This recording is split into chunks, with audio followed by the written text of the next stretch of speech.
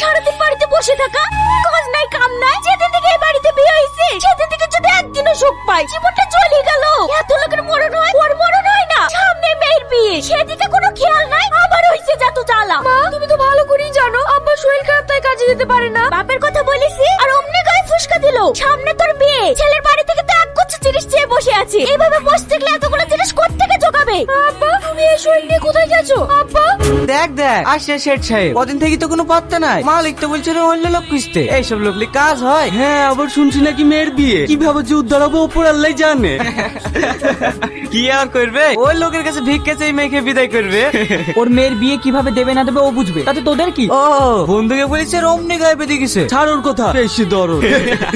দুদিন থেকে কোথায় ছিলি? দুদিন থেকে কোথায় ছিলি? তোকে আর কাজ করতে হবে না। বাবু, সামনে মেয়ের বিয়ে। তো আমি কি করবো? যা এখান থেকে, তোকে আর কাজ করতে হবে না। কি ব্যাপার, ছেলের বিয়েতে খুশি না মনে হচ্ছে? খুশি আর অমনি হবে? বিয়েতে শুধু মেয়েটাই দিই।